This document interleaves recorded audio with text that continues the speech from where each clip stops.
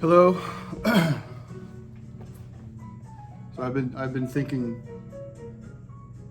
lately about music and how music shapes us and forms us into the people that we eventually become in life. And even in the moment, music has an amazing impact. Art in general has an incredible impact on us. Um, not necessarily knowingly, but sometimes very much knowingly. I certainly have been aware of it over the course of the years, and the impact that music's had on me has been formidable, no question about it. And it's got me to start thinking about the notion of aesthetics, and how important aesthetics are. The aesthetics being the study of how the emotional impact of various things, and with particular the particular context of music, it becomes interesting to me, and so I was thinking about all the musical moments that down through the years at different times have had an impact on me, and the specific recordings that I can point to that did that. And I think it's important. And one of the first times I think that it came to my attention, to the forefront of my thoughts, was the movie High Fidelity with John Cusack, which is a great movie. I love that movie. I've seen it a million times. One of my first introductions to Jack Black as the character, basically, of Jack Black. Unforgettable performance, and again his sort of approach to music and aesthetics. And that entire movie really surrounds that idea. Obviously, it's supposed to be a romantic comedy, but the notion of music and how important it is, that you like it, and that other people like the music that you like, kind of thing, is really apparent with his character particularly. And obviously I love the moment at the end when he sings the Marvin Gaye. That's just unforgettable.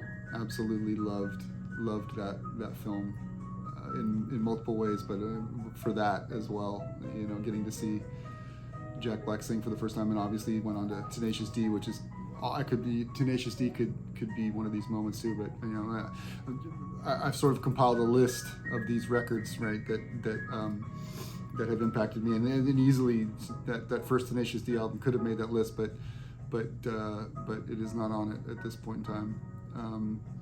I don't think it really. I love that record, absolutely loved it, and I really liked their third one. I think the second one was Pick a Destiny, and then the third one was Rise of the Phoenix, which I don't think anybody really talked about. I don't think it really came to anybody's attention all that directly. And it is a fantastic record, man. I mean, go listen to it. It's really good, especially that first song is just wonderful, and it's totally Jack Blackiest that Jack Black gets on that record. I think it's great. As far as I know, they haven't. Oh, they did. They came out with Apocalypto, right? It was their fourth album, which I didn't like as much, unfortunately. They're just a filthy couple of guys, man. Sometimes when they get crazy filthy, it tends to turn me off a little bit. I don't know, maybe I'm a prude. But in that movie, John Cusack talks about aesthetics and how important these things are, because they create a common ground upon which you can build a relationship with people. If you both like Kraftwerk, and if you're really into Bob Dylan and you're really into Led Zeppelin or the Rolling Stones, that's a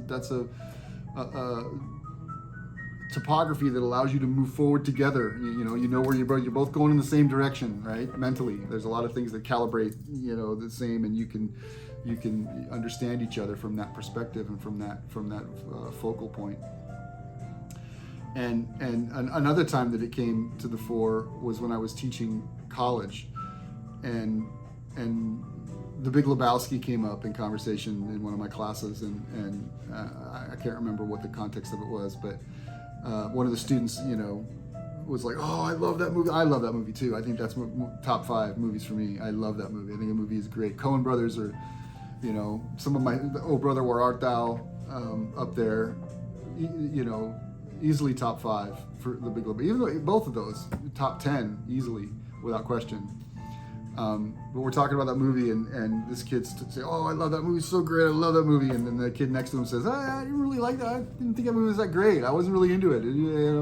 And of course, this sparked this massive eruption between the two, because that's the way things work. If somebody denigrates something that you love, your immediate reaction is to pounce upon them and begin to verbally pummel them, or sometimes physically pummel them. And that's what happened. And they go back and forth for a little while, and then finally the one guy just ends the conversation with, "It makes me want to hate you that you don't like that movie." Of course, that got a big laugh from the room, and me included. But there, I don't want to say there's merit to that, but that statement is understandable. If something is really, really valuable to you and really, really important to you, and somebody else is like, meh. Does it hurt? Is that the right word? It hurts. You feel it. You definitely feel it, and you definitely respond to it. Sometimes very intensely respond to it. And so these things are important, and they're important to us anyway. Whether they should be or not, is kind of irrelevant. They are, and so. I've never forgotten that. And then another time, really, probably more impactful to me on a personal level. I was a freshman in high school, and I had met this guy that I'd become fast friends with, as you do at that age.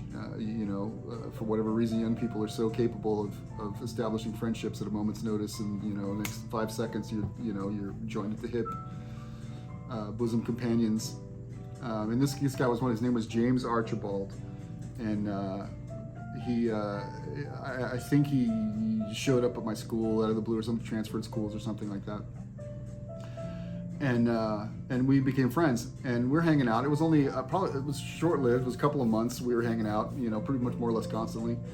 And one day he shows up at my house, and he's got this cassette tape. And he's like, "Oh, you got to hear this, man. This is amazing. You got to hear this. This is the best. This is the best thing ever. You got, And I'm like, "Okay, cool. I'm down." And he throws it in, and it was Run DMC's first album. And for whatever reason, my 14-year-old brain, was not calibrated to understand, comprehend Run DMC's first album. I was mired in classic rock. I was listening, I really, at that point, I was just burgeoning into listening to music, and I'll get into that, the chronology of that. But basically my whole, mindset was classic rock, Led Zeppelin and the Rolling Stones and Allman Brothers and the Beatles, and, just the standard, classic rock roster of individuals I was listening to, and that's where my mind was. I was, I think I was already neck deep in a couple of things that again I'll get to, and I was not prepared. I was not fertile ground for whatever Run DMC had to offer at that time, and that has largely maintained to this day. There's been a couple of periods here and there where things have popped through. And specifically with my classes, I taught poetry for a number of years, and I would always bring in music as part of the poetry class, because I've always had an obviously strong affinity with music, and a lot of the lyrical content in music is, as far as I'm concerned, I don't think anybody would argue with it, is just as much poetry as Walt Whitman or Emily Dickinson or T.S. Eliot, etc. So I would always have a component of that, and I would always ask people to bring in, once I would discuss it from my perspective, I would bring in Neil Peart or something from Ronnie James Dio, or just something that I thought had some substance that was accessible for them to, as an example, and I would ask them to bring in something to discuss. In one of the classes, somebody brought in a Kanye West song. And I was incredibly impressed with it. I really was. I'd say I thought Kanye West was just, Kanye West, what we kind of, his kind of popular persona. He's kind of a nut, right? A little unhinged, a little full of himself, maybe. And that's pretty much all I knew. But I was very impressed. It was, I want to say it was In the Time of Butterflies, but that's not it. That's not the name of it. Of course, didn't impact me as much as it could have. I can't remember the title, but I really liked it. I thought it was incredibly well done, very interesting, really, really impressive piece of work. Changed my attitude towards him completely. But for the most part, yeah, no, I've maintained a healthy, maybe an unhealthy distance from rap and hip hop in general. And so, but at that time, doubly so. This was not anything I was interested in moving forward with. And I don't know how vocal I was about that at the time. I think I probably was, because you know how it is, right? I mean, even if it's an equal thing, right? There's like a variation on it. If you tell somebody you like something and they say, "Oh, I hate that," or if somebody says something they love and you will be equally, vocal if you don't like it to the equal level that they do. And I think I don't remember really all that clearly. I do remember just not liking it. I don't remember what I said or how I responded, but it probably wasn't in a terribly positive way. And that ended up with James Archibald and I going in rapidly different directions. I mean, I remember seeing him on occasion from that point forward, but not really being that close with him. He got all into that whole culture, right? The breakdancing and the whole kind of culture that developed out of that moment. He was all in, and I was not. I went the other way. Towards the direction that will become apparent as we move through this listing of recordings, and so up to that point, as a young person, like below 10 years old, I really wasn't all that interested in music. I don't want to say I wasn't interested. I didn't have a deep connection with music. My parents weren't musical. My mom didn't really listen to music or play an instrument. My father certainly didn't listen to music or play an instrument. My brother did, but my brother and I, had the sort of customary enmity towards one another. That if he was into something, I generally was going to shy away from it, right? So anything he was kind of listening to, I was not interested in. Hey, what's that? We didn't have that kind of relationship, and so I was kind of left to my own devices, and I didn't have much to listen to, but I did have some things that I did enjoy a lot. I had one of those little box turntable things, that kids had at the time, with a built-in speaker, like probably 3-inch speaker, and a probably was $15 at Woolworths or something. And I had two 45s. I remember the first one was "Secret Agent Man" by I can't remember the guy's name who did it, but it was a great song. I don't know if anybody remembers that song anymore. Look it up, "Secret Agent Man." It was fantastic. I love that song. I listened to it over and over and over again. I'm sure I drove my parents nuts, but they never said anything. There was a little alcove between the buffet and the wall in the dining room, and then right through a little walkway was the living room and the couch where my parents would have been. So I was like on the floor in that little alcove with my turntable, listening to these 45s over and over and over and over again, which I think I've continued that pattern into adulthood, where I will absolutely, I have the capacity to listen to, maybe not a song, but it does happen. There's certainly an album. I'll listen to an album repeatedly, and sometimes a song repeatedly. Absolutely, I'm not beyond that sort of behavior even now. I remember back when I was in my 20s, I drove Spike, my roommate at the time, absolutely nuts listening to Tool's first album. I listened to that song, and I was painting at the time. I was an art major, and I was listening to it while I was painting. So I was just, putting it on repeat. Finally, he came in and said, "Dude, put on. Other records exist. There are other recordings. That can be accessed." And I was like, "Oh, I'm sorry. Oh, yeah, I was apologetic." And I realized how annoying that is to do to somebody. I was blasting it at top volume. Where was I? Oh yeah, and I was listening to that song over, and then I had another one too. So it was "Secret Agent Man," and then there was a television show called SWAT that I remember nothing about the television show. I'm sure I watched it, but I definitely remember the theme song, and I think it was even a hit on the radio, if I remember correctly. It was an instrumental, and it was horns, and it just had a great kind of disco kind of beat. It was a great song. Look that up too. I wish I could play it here, but YouTube being YouTube. And I'm actually, I'm recording on my phone, so I can't bring it up on my phone. But it was a great song. I listened to that constantly. Those really were the only two records I remember having. And then, well, that's not true. I did have the soundtrack to Jungle Book, and that was important. That was an important record because two things. It introduced me to the kind of big band sort of jump blues kind of style of I Want to Be Like You, right? That song I Want to Be Like You, and it introduced me to Louis Prima, which I did not know was Louis Prima at the time. But I loved that voice. I loved the King Louis. Was voiced by the inimitable and irrepressible Louis Prima, who to this day I still adore. I love everything he did, particularly the Keely Smith era with Sam Butera. The record The Wildest was the first record of his I got, and I love that record. And then there's a bunch of live recordings, like on Broadway and in Vegas, and everything about those records, just the era that it evokes, the time period, the feel, everything about it. I just love it. I love all of that, and that was huge. I think that kind of set the groundwork for my love of jazz, my love of big band, my love of like quirky vocalists, because he definitely wasn't a crooner.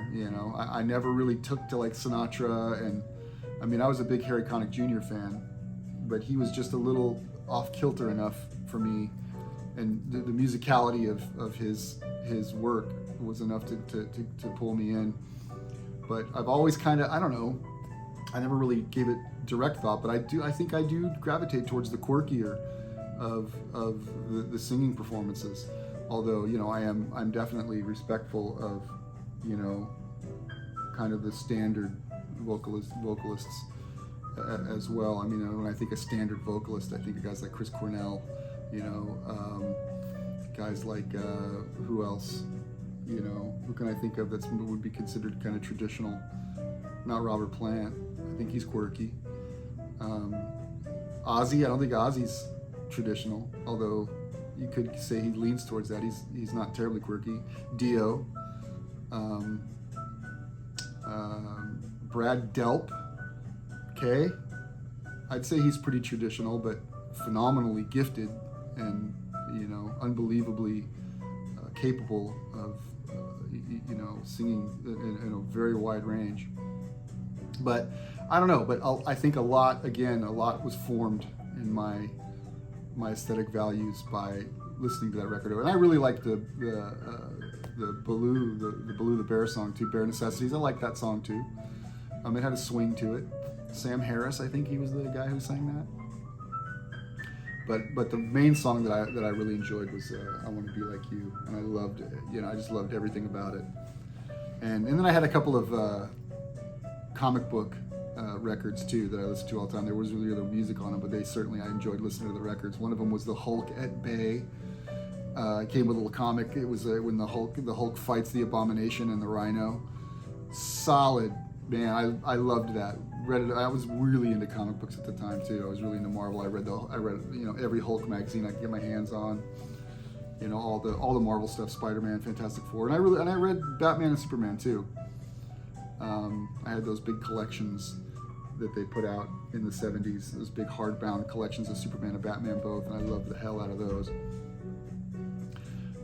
But yeah, I had that, and then I had another one with G.I. Joe. It was G.I. Joe and the Mummy of Toltec, and I loved that too. That was another one that had a comic book with it, and just the recording was like a play, with all the sound elements, the Foley elements. I thought it was great. But yeah, that's pretty much what I listened to until I was probably 8 or 9. My friend Ricky Ebel, I went over to his house one day, and he had gotten a hold of a copy of Kiss's Destroyer. And I just saw that record, that cover, that beautiful painted cover, which is iconic, man. I'm sure you know that cover. And I was just done, man. I thought it was the coolest thing I'd ever seen in my life. And of course, he throws on God of Thunder. He had a good ear, for a kid his age. Great song, And of course, I was a fan. I was a fan from that point forward. They were pretty much the only band I listened to until years later. I loved them. I thought they were great. I loved Ace Frehley, although I didn't really understand musicality. I didn't understand what a solo kind of was, what guitar was. I just in my kid mind, I just thought it was all cool and sounded cool. They were cool. Everything about it was cool. So I was in. And I kind of stayed that way, up until 8th grade, when I was 7th grade in California. I grew up in California, lived in California, had all the same friends. And then for 8th grade, I had to move to Georgia with my father. My mom and dad got divorced, and I moved for a year. So I did 8th grade in Georgia, which was a completely different cultural environment. Almost like going back in time to the 50s or something. There was nothing going on there. And I never really fit in with the cool kids or whatever. So I never got any sort of access to the new trendy cool shit that was going on.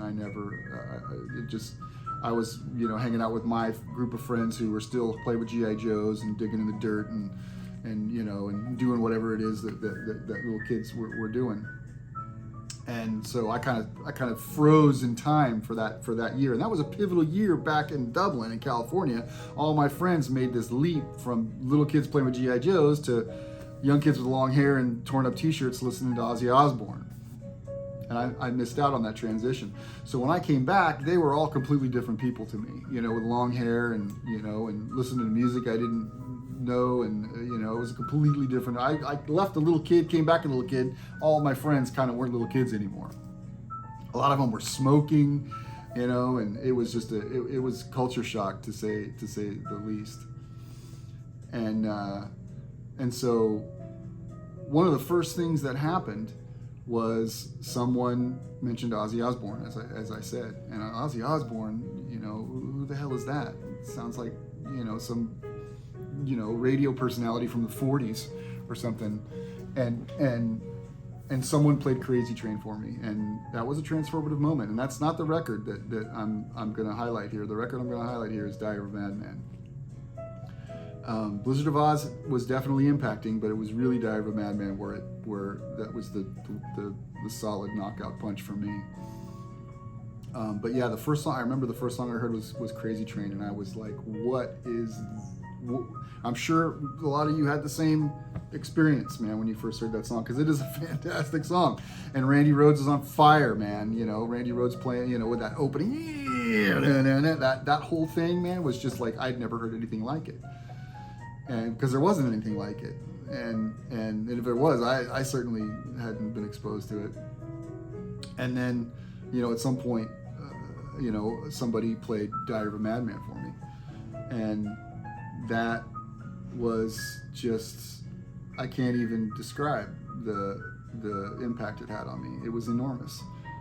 It was life-changing, no question about it. It completely rearranged my neurons, to focus and obsess on things that I'd never considered before as even remotely interesting. I don't know what I focused on. I don't think I was really much of an obsessive kid. I really didn't do anything obsessively as a kid. I was just a normal kid bumping into stuff and falling down and lighting things on fire on accident. And, I don't think I had much going on intellectually in general. And so this was the first time that I came across something that was like Stendhal syndrome. Stendhal syndrome is, I could be paraphrasing wrong, but I think it's the response that you get to things of incredible beauty. I think it was either the first time you see Paris or Rome or you see these unbelievably monumentally beautiful things and it overwhelms your senses. It completely just like, it's too much. It's system overload. And to a certain extent, I had that. I don't think my system was capable of generating the analytical competence to handle what I was hearing. And it took a long time to process. And I definitely dove in with both feet, and I think I listened to that album obsessively for I don't know how long. Just an absolutely wonderful piece of work. And again, I don't think I can overemphasize the monumental achievement represented by that album. That album is an achievement on the level of Michelangelo, on the level of Shakespeare, right? And I don't mean to be hyperbolic and overly exaggerating when I say that, because I'm such a fan. I mean, the musical artistic achievement of that record is so high You know, I don't think it'll ever be repeated. I don't think anything will ever surpass it or even equal it.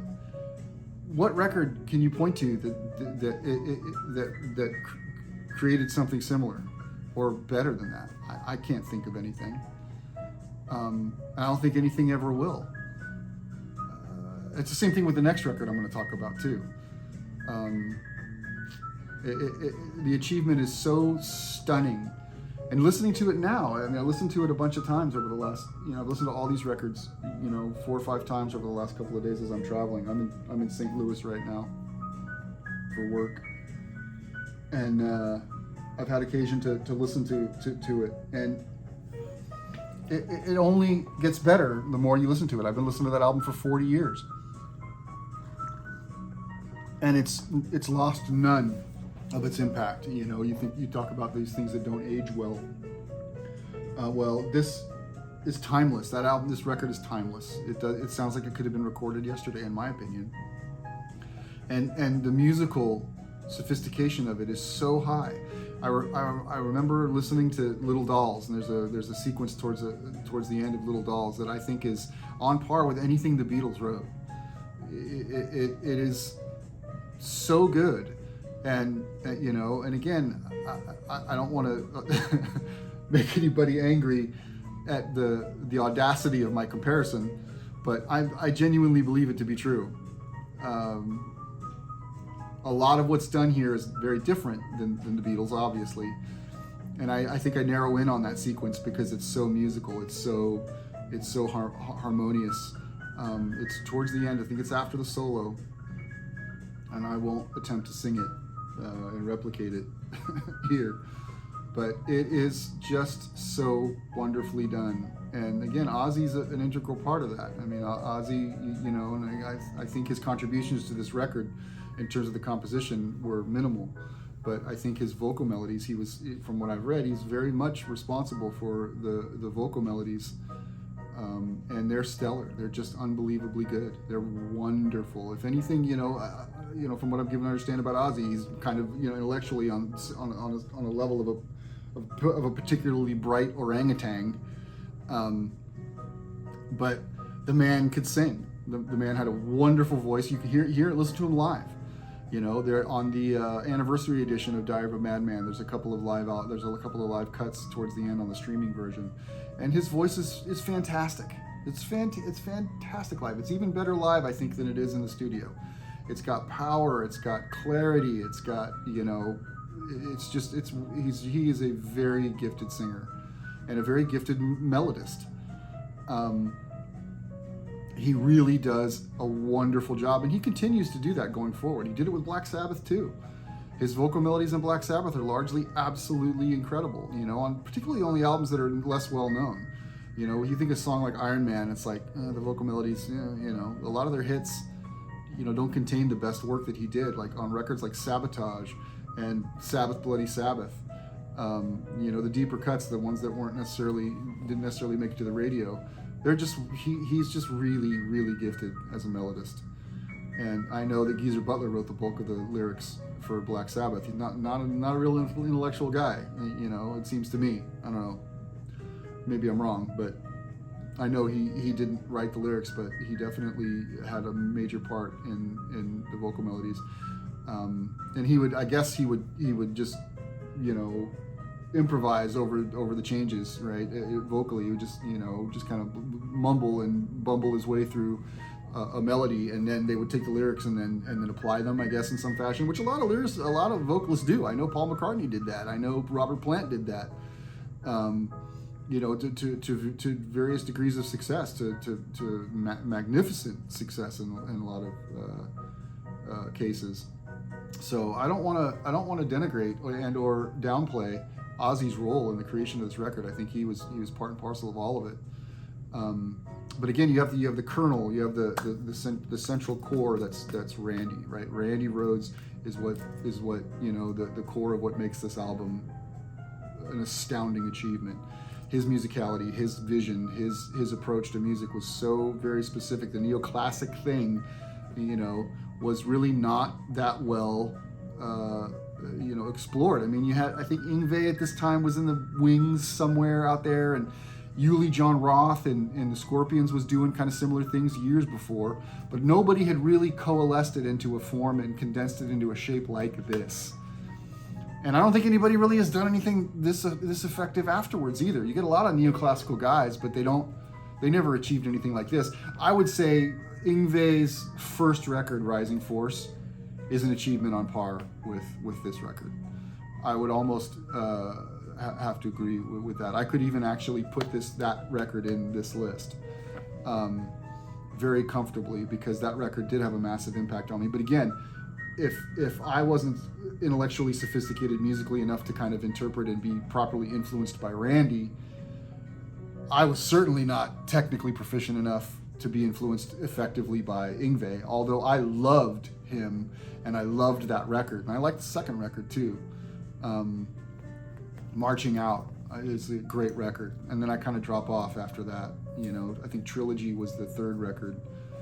He sort of really, I don't know, I didn't really like his songs at that point. His playing was still great, but I really loved the songs on the first record. The first record is largely instrumental. There's 2 vocal tracks with Jeff Scott Soto, who is just magnificent. I think they're great. I think those albums are great. They're wonderful. There's some weak points on Marching Out. The cracks in the wall are starting to show a little bit. But then, of course, Yngwie has 15 other albums after that I've really never engaged in all that much, because I just don't particularly like the songs all that much, unfortunately. His playing, again, still stellar, still the same, but no, in terms of like this, I don't think they were calling it neoclassic at the time, but that of course became the reference over the course of time. Guys like George Lynch, to a certain extent Warren DeMartini, even a little bit John Sykes, although I don't know if I would call John Sykes a neoclassical player, but I think his technical fluency and his usage of the pentatonic scale was very Randy-like. There's a lot of elements of his playing that Randy Rhoads would play in the same kind of vein. And I love John Sykes, man. So Randy's the core. Randy and his compositions, Believer, Ships Across the Ocean, Diary of a Madman, You Can't Kill Rock and Roll, which is just a wonderful ballad. These guys know how to. Tonight is a wonderful ballad. 2 ballads on this heavy metal record. How many ballads are there on heavy metal albums that are actually successful? A lot of them try.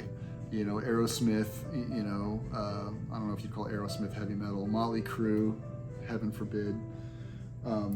I think, oddly enough, I think Poison, Every Rose Has a Thorn, Has Its Thorn, I think. I liked that song. I think that song was pretty good. It's probably one of the few Poison songs I liked. But yeah, the ballad, and they did Goodbye to Romance on the first record, which was a fantastic ballad. The versatility of these guys, and again, I keep saying the core was Randy Rhoads, but in this context, the people in this group was where the magic happened too, right? I mean, that's what really fully formed it. Bob Daisley. This record's not the same without Bob Daisley's bass playing. His bass playing is all over this record. And Lee Kerslake, the drums are magnificent. One of the greatest drum performances I can think of all time. And unfortunately, I don't have a lot of experience with Lee Kerslake's other stuff. I think I want to say he was in King Cobra. I want to say he was in other. I just don't have a lot of experience with him before or after. This is really the only record that I get to enjoy Lee Kerslake. And he is phenomenal. I'm really kind of remiss maybe in not trying to seek out more of his work before and after. Bob Daisley, obviously, he played with Dio, and he played on the first record with, I believe, with Lee Kerslake. And it's these elements, right? And Ozzy's vocal melodies, and Don Airey, I guess, was credited with the keyboards, but I don't think he played keyboards. I think it was some other guy, which again, credit is a problem on this record, which obviously I'll have to mention here. The keyboards were very effective as well. They're very sporadic. They're just like condiments, you know. They're seasoning, and they're really tastefully when they're there. They really add a beautiful element to it. They're not overpowering. They don't accompany, you know, throughout. They're just really here and there in specific moments where they really add a nice atmosphere and a nice touch. So everything that went into this record came together to make it a perfect album. It is a perfect album. There's not a weak moment on it. Not a single second on it that's not strong. You know, beyond strong. Again, I think it deserves a place in cultural history as a touchstone, as a milestone, as a moment that will never be replicated, and that is just a supreme achievement in music and in art in general. And it's because of all four of these guys coming together and creating this. And then Blizzard of Oz to a lesser extent. I mean, Blizzard of Oz I think is a great album. I don't want to downplay the achievement of that record. Randy's playing on that record is amazing. The only thing I don't like about that record is the production. I just think the production is really not good. It's not musical to my ear. You know, it's like when I listen to, it's just the opposite with Diary of a Madman. I love every single sonic element in that from beginning to end. Everything, I can't even imagine any improvement whatsoever. With Blizzard of Oz, it's not the same. Like, I don't know, you know, I just something about it just it doesn't appeal to me in terms of the sonic quality of it. And that's a shame. I wish that weren't the case. I don't know what the difference was. I think Max Norman produced Diary of a Madman, which I'm not really that familiar with his other work, but he did a fantastic job on that record. I don't know who produced Blizzard of Oz. I should look that up. Can I do this right now? I don't know. Who produced Blizzard of Oz? Sorry, I don't understand. She doesn't understand. Let me try again. Who produced the record Blizzard of Oz? Blizzard of Oz was produced by Ozzy Osbourne, Randy Rhoads, Bob Daisley, and others. It says it was produced by the band. By Ozzy Osbourne, Bob Daisley, Randy Rhoads. So it was self-produced by the band, I guess. Well, I'm sorry, fellas. I don't like the sound quality of it as much, you know?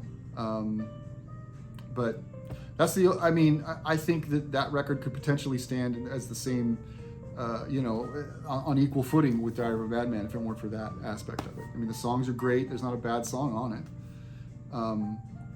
Randy's performances are just as strong. His playing is fierce. You know, it's got every element that everybody loves about it. Some of his most popular solos, Mr. Crowley, you know, are on that record. And they're great, but for me, Diary of a Madman's the pinnacle, you know, clearly, and which gets me to the tragedy of the record, obviously, the monumental loss of Randy Rhoads at such a young age when he was just exiting the gate.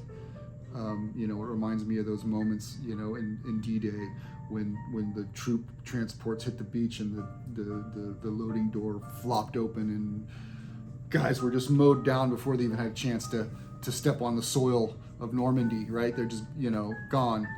And that's how I feel about Randy, you know.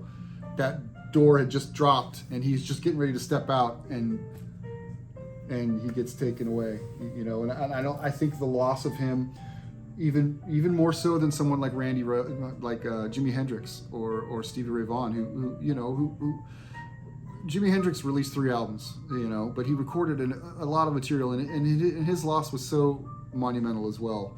But at least he got a little bit out of the door, you know. Randy Rhoads had just literally stepped into the spotlight, and he's gone. I don't think we could ever understand the nature and take measure of that loss. We'll never know, and all I do know is that the implications and the possibilities inherent in that record, you know, of him moving forward, whatever he did, whatever he chose to do going forward would have been magnificent. I can't help but believe that. And reconciling myself to that loss and to the loss of him, to the culture, to society, it's immeasurable. You know. And there's a lot of tragedy around this record. Another aspect of the tragedy is the credit that was taken away from Lee Kerslake and Bob Daisley. I think it's absolutely one of the greatest crimes in modern musical history that Rudy Sarzo and Tommy Aldridge find their faces on that record rather than Lee Kerslake and Bob Daisley. I don't understand how things could have worked their way towards that occurrence. I don't understand, because when I originally listened to the record, I thought it was Tommy Aldridge playing and Rudy Sarzo playing. I thought that was Rudy Sarzo. I was crediting Rudy Sarzo with Bob Daisley's lines, which aren't still. I have nothing against Rudy Sarzo. I know him from Quiet Riot, and and also from another instance in the future in Whitesnake when he takes credit for someone else's bass playing. Unfortunately, I don't think it's his fault, but I mean, Rudy, he seems like a perfectly reasonable, fine fellow. I don't know, but the fact that he took Bob Daisley's credit all those years that I didn't know, and Tommy Aldridge is a wonderful drummer in his own right, but he did not play on that record. I don't understand what came to pass to make that happen. But it is truly a crime that for years and years, Bob Daisley and Lee Kerslake did not get credit, nor did I think, I'm given to understand, if I'm reading it right, they didn't get royalties either. I don't understand how something like that could happen. When you have a musical achievement on a level like this, and the people that were involved in it don't get the credit, it just adds to the tragedy, right? It's ridiculous, and I don't understand. I don't understand how that could happen. I don't understand how Ozzy Osbourne let it happen. But again, if we're to understand the nature of Ozzy Osbourne, he is somewhat. I don't want to say, I don't want to say anything negative about the guy. Obviously, he achieved more in his life than I'll ever achieve in mine, but he shouldn't have let that happen. Okay, that's all I can say, is that he never should have let that happen. So, but it is what it is. And then years later, they compound the problem. They compound the crime by re-recording the bass and drums with Mike Borden and what's the guy, Trujillo, the guy from Metallica now, Kevin Trujillo. What's his name? I can't remember. Nothing wrong with those guys. Mike Borden's a fantastic drummer. I loved him in Faith No More. I think he's phenomenal. And I think his performance, I've never heard it. I've never listened to those re-recordings, just out of principle. I'm sure it was fine. But why? Why do that? Why? What possible justification could you have for doing that? Other than apparently to cut Lee Kerslake and Bob Daisley out of the royalties in the future, I guess. I don't know. That seems wrong to me. But be that as it may, it's what happened. Sorry, got a little dryness going there. So my little 14-year-old ears hear this record, and I was definitely forever changed by it. I think a lot of people were. I think a lot of people's first introduction to Randy, just having a couple of peanuts here, pistachio. I think a lot of people's initial introduction to Randy was that record. I could be wrong. But that's, that's the one that should go down in history, and I think has. I don't know that Randy has much of a footprint in the overall culture now. Sensibilities of young people have changed. The Guitar Hero isn't a thing anymore. The Guitar Hero, when I was a kid, was in its second decade. It began with guys like Eric Clapton, and Keith Richards to a certain extent, and Jimmy Page, obviously. I think I just spit pistachios across the room. Apologies for that, it's disgusting. The Guitar Hero, guys, and it's carried forward by guys like Yngwie, obviously Eddie Van Halen, Now, we don't, it's not really the same paradigm now. We don't have the same kind of approach to music that we used to. We don't, John Mayer, I guess, is like today, John Frusciante. Who else nowadays? Prince was for a certain extent, but Prince was, Prince sort of lost his relevance over the last decade to a certain extent, unfortunately. The guitar god just isn't a thing anymore. And so I think as a result of that, sort of And I hate to say Randy's a second-tier guitar god, but he kind of is, just by virtue of the fact that he was there so short a time. He never got to be Eddie Van Halen, and he certainly would have. You know, I'm convinced of that. There's no way that he wouldn't have cemented his position in the history of music that much further had he allowed to continue to move forward and to innovate and to become the person that he would have inevitably become. You know, 40 years later, here I am talking about this record as if it came out yesterday. I don't know if young people are doing that now. I don't know if you asked your average young person who Randy Rhoads was, if they'd know him. They'd probably know Ozzy Osbourne. They probably know Zakk Wylde, you know, because they do. Ozzy Osbourne managed to maintain a relatively large cultural footprint all the way up to his death. You know, that Black Sabbath farewell concert was huge. You know, and deservedly so. But he had a remarkable career. Unfortunately, Randy Rhoads did not. And you know, this is a you know, I don't like the term bittersweet.